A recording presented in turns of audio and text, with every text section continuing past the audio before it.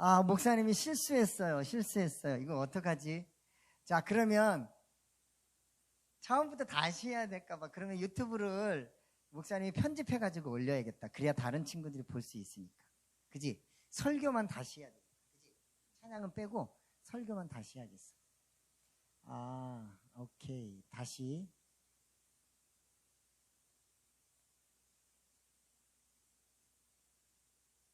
그럼 이제 말씀부터 다시 읽을게. 언니 집에 있지? 오케이. 됐어. 다시 이제 녹음하는 거야. 우리 텔레비전에서 녹음하는 것처럼. 알았지? 너희들이 거기 앉아서 듣고 있어. 좋아. 아, 그러면 재밌겠다. 더 오히려. 자, 이제 이렇게. 자, 액션. 큐! 영광께 아동부 친구들 안녕. 자, 이제 말씀 듣는 시간이에요. 자, 오늘 제목을 우리 한번 크게 한번 외쳐볼까? 시작. 아, 좋아요. 의심하면 지는 거야. 오늘 말씀 제목이었어요. 마태복음 14장 22절부터 33절까지의 말씀을 목사님이 한번 읽겠어요.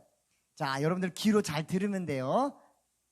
예수께서 즉시 제자들을 재촉하사 자기가 무리를 보내는 동안에 배를 타고 앞서 건너편으로 가게 하시고 무리를 보내신 후에 기도하러 따로 산에 올라가시니라.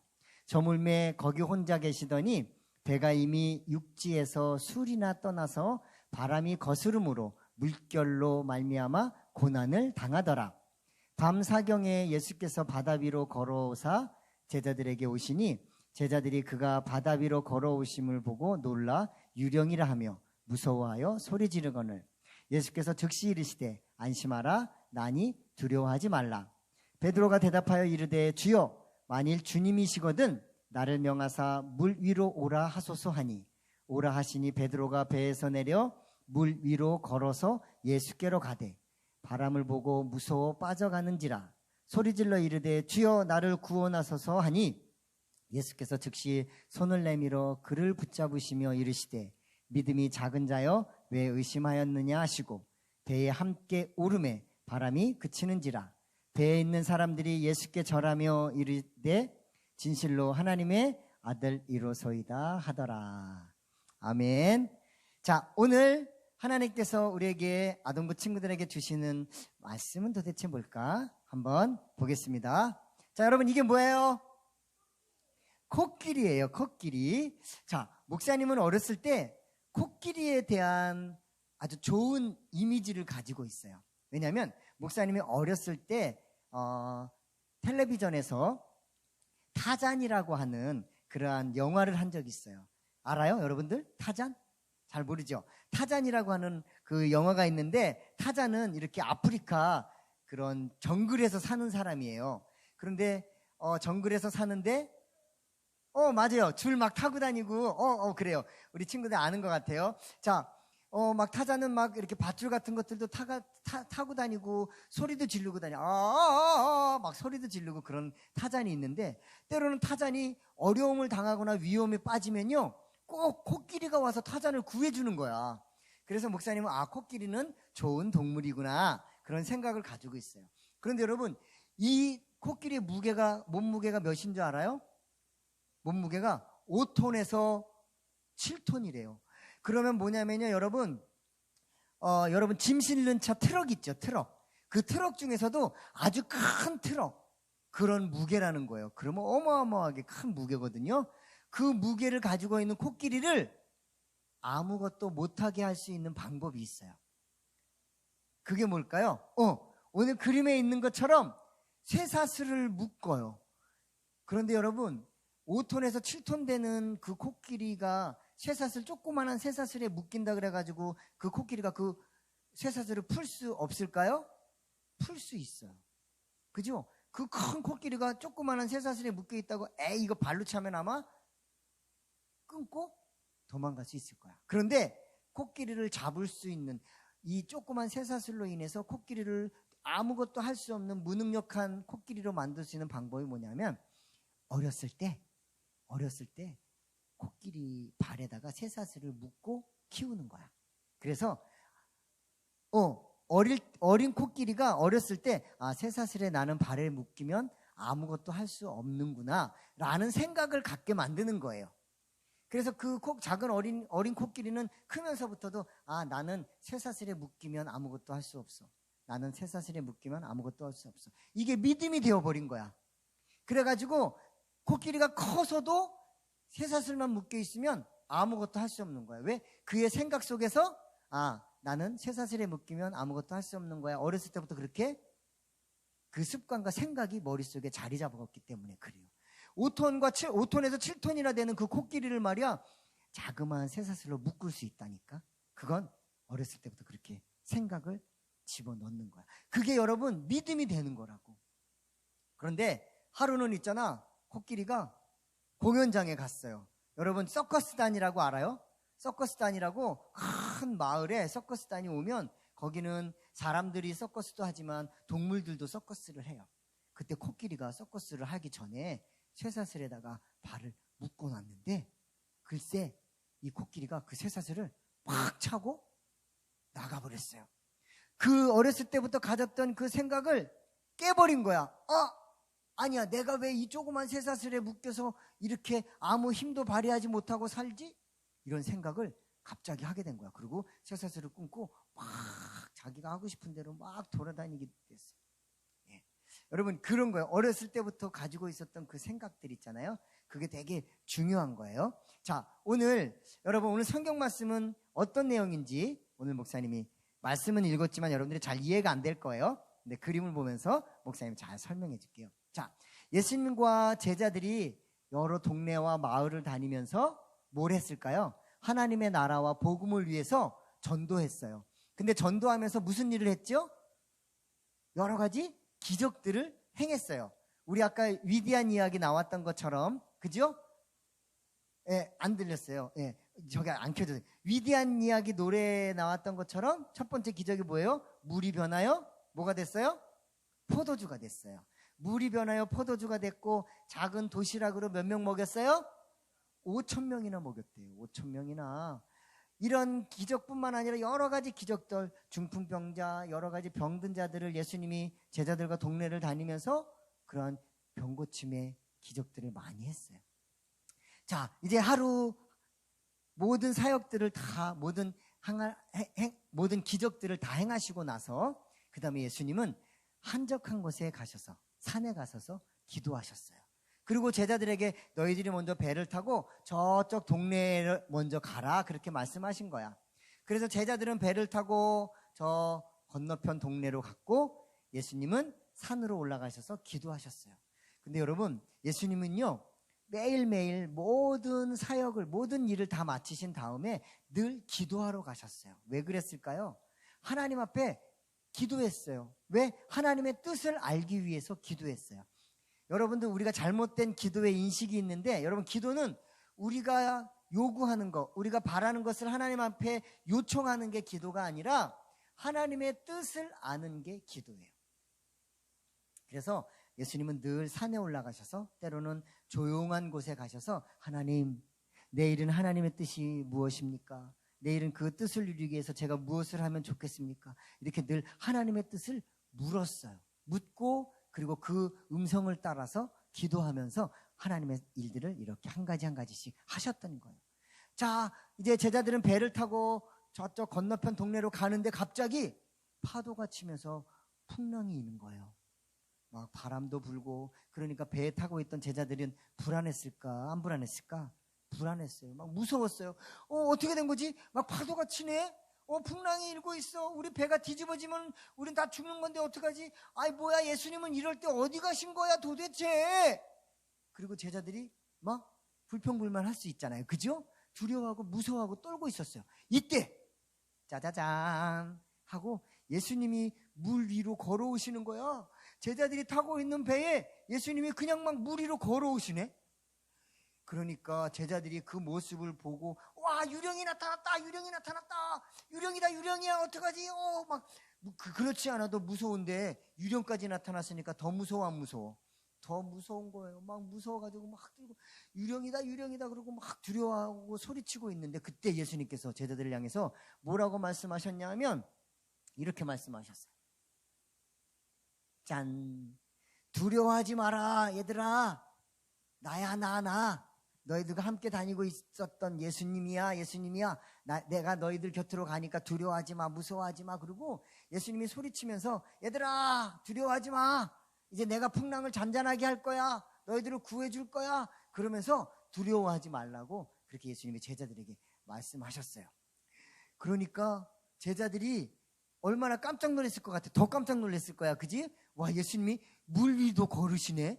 이제까지는 그냥 제자들이 따라다니면서 병든 자를 고치시고 물이 변하여 포도주게 되게 하시고 뭐 그런 기적들은 봤지만 물 위를 걸어오는 기적이 정말로 놀랍잖아. 그지? 그러니까 막 더 깜짝 놀랐을 거야. 그때 배에 타고 있던 베드로라고 하는 수제자가 있었는데 그 제자가 글쎄 어떻게 했냐면 예수님이 물 위를 걸으셔? 그러면 나는 예수님의 제자인데 나도 한번 예수님이 말씀하시면 물 위를 걸을 수 있을까? 이런 생각이 반짝 뜬 거야. 그래서 예수님인가도 확인하고 싶은 마음이 있었기 때문에 정말 예수님인지 유령인지 확인하고 싶은 마음이 있었기 때문에 베드로가 먼저 그렇게 했어요. 예수님, 정말 만약에 당신이 예수님이라면 저로 하여금 물 위를 걷게 해주십시오. 그렇게 예수님을 시험했어. 예수님을 테스트한 것 같아. 그지? 그래서 예수님이 그 말을 들으시고 그래, 내게로 물 위로 걸어서 와라. 그리고 베드로에게 말씀하신 거야. 그래서 베드로가 좋아, 나도 물 위로 걸을 수 있나 보다. 그리고 배에서 내려가지고 물 위를 어떻게 됐을까요? 베드로가 글쎄 물 위를 예수님을 향해서 물 위를 걸었어요. 그런데 글쎄 처음에는 베드로가 물 위를 걷는 거야. 한 발짝, 두 발짝 물 위를 걷는데 베드로가 글쎄 예수님을 바라보고 걸었어야 되는데 뭘 바라봤을까요? 중간에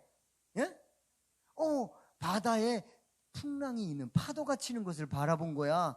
그러고 나서 베드로가 그것을 보는 순간 우와, 파도가 무섭다. 그리고 나서 바다에 베드로가 푹 빠지게 됐어요. 빠져 들어가는 거야. 그러니까 예수님이 어떻게 했을까요? 베드로에게 손을 내밀어서 베드로를 이렇게 건져 올렸어요.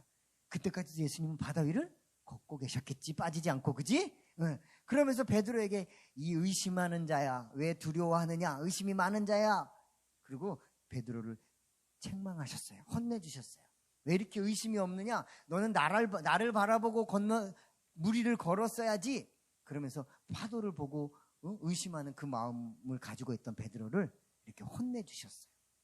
그리고 나서 베드로를 건져내시고 이제 그 모든 배들은 다 이제 육지로 건너편 동네로 나왔어. 그리고 나서 제자들이 예수님에게 그랬어요. 와, 역시 예수님은 하나님의 아들이십니다. 이 얘기는 뭐냐면 여기엔 중요한 얘기가 있어요. 역시 예수님은 하나님의 아들이십니다라고 고백한 것 중에 하나는 뭐냐면 예수님은 신이십니다 라는 것을 고백하는 거야. 하나님은 누구야? 우리를 창조하신 분이잖아. 그지? 우리를 지으시고 우리를 만드신 분이야. 그래서 예수님은 하나님과 동일하신 분이세요. 하나님과 같은 분이세요. 목사님이 예전에 지난번에 삼위일체에 대해서 얘기했잖아. 그지? 우리 주연이랑 채연이 아빠는 집에서는 아빠야. 그지? 회사 가면 뭐야? 팀장이야.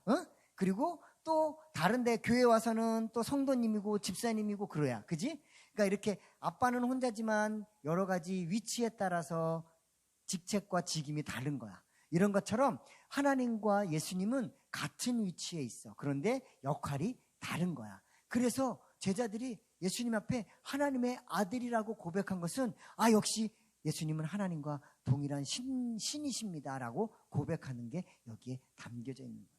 제자들이 그렇게 고백을 했어요. 자, 그러면서 예수님이 베드로를 책망했던 일들도 있었잖아요. 그죠? 베드로가 의심했어. 믿음이 없었어. 그리고 주변의 상황과 환경을 보면서 두려워했어. 무서워했어. 여러분, 믿음이라는 건 되게 소중해요. 믿음이 있느냐 없느냐에 따라서 정말 큰 차이가 있는 거예요. 내가 세상을 살아가면서 어떤 어려운 일을 만나잖아요, 여러분들. 그죠? 그럴 때 믿음이 없으면 두렵고 불안한 거야. 그런데 내가 믿음이 있다 하면 그 두려움과 불안한 것이 싹 사라지는 거예요. 알겠죠? 여러분, 믿음이라는 건 이렇게 중요해요. 그런데 우리는 살아계신 하나님을 믿는 거잖아요. 그죠?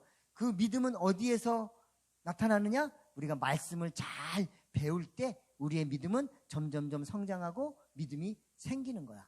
그래서 여러분, 말씀을 잘 배우고 공부하는 건 되게 중요해요. 그래서 설교 시간에 눈을 쫑긋, 귀를 쫑긋하고 잘 들어야겠죠.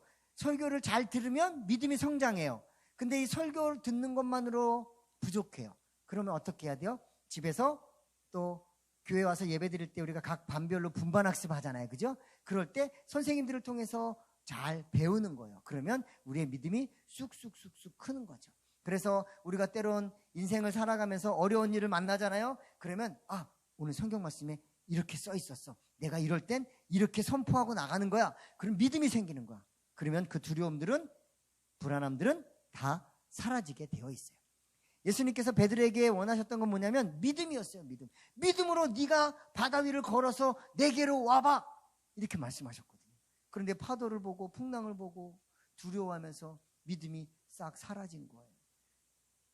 이렇게 되면 될까요? 안 될까요? 안 돼요. 믿음은 끝까지 내 마음속에 가지고 있는 거예요. 그래서 믿음을 끝까지 지키면 우리가 세상을 살아가면서 만나는 여러 가지의 어려운 일들은 다 이겨낼 수 있어요.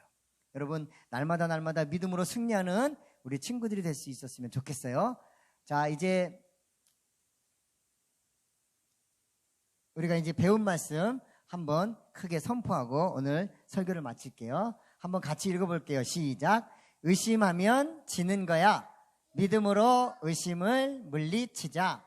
믿음으로 승리하자. 아멘. 자, 우리 친구들 믿음으로 날마다 승리하는 그러한 삶을 살 수 있기를 예수님의 이름으로 축복합니다. 아멘. 기도하겠습니다. 하나님, 우리에게 어려서부터 부모님을 통하여 하나님을 알게 도와주시고 예수 그리스도를 믿음으로 하나님의 자녀 삼아주셔서 감사합니다. 저희들이 어려서부터 성경을 알게 도와주시고 성경 말씀으로 믿음이 차곡차곡 쌓일 수 있도록 도와주셔서 감사합니다. 이제 앞으로 우리가 세상을 살아가면서 여러 가지 어려운 일들, 또 여러 가지의 상황들을 만나게 될 때 그때 믿음으로 승리하는 우리 친구들이 될 수 있도록 도와주세요. 그 믿음을 위해서 날마다 말씀을 공부하고 또 말씀을 잘 배워서 정말 세상이 감당할 수 없는 믿음의 사람들로 성장해 갈 수 있도록 우리 영광교회 아동부 친구들을 축복해 주세요. 예수님의 이름으로 기도했습니다. 아멘. 자, 우리 친구들 이제 오늘은 목사님이 기도하고 축도하고 오늘 마치도록 그렇게 하겠습니다. 자, 기도하겠습니다. 지금은 우리 주 예수 그리스도의 십자가의 은혜와 아버지 하나님의 변함없는 사랑하심과 늘 우리와 함께 계셔서 우리가 믿음의 자녀로 살아갈 수 있도록 도와주시는 성령님의 감화감동하심이 이제 저도 믿음으로 승리하는 삶을 살아갈게요. 마음에 결단하는 아동부 친구들 위해 지금부터 함께 하시기를 간절히 축원하옵나이다. 아멘. 자, 우리 아동부 친구들 예배 마쳤습니다. 오늘은 목사님이 마이크 여기에 조금 잘못돼서 유튜브가 처음에 실시간 방송이 못 됐었는데 아마 이제 지금은 잘 들을 수 있을 거예요. 자, 우리 친구들 또 다음 주에도 이렇게 영상으로 할 텐데 목사님이 조금씩 한 주 한 주 하면서 이렇게 조금씩 이렇게 배워가요. 달라가지고 있어요. 그러니까 더 잘 준비해서 다음 주에도 만나도록 그렇게 하겠습니다. 우리 친구들 한 주간 동안 잘 지내세요. 안녕. 뿅.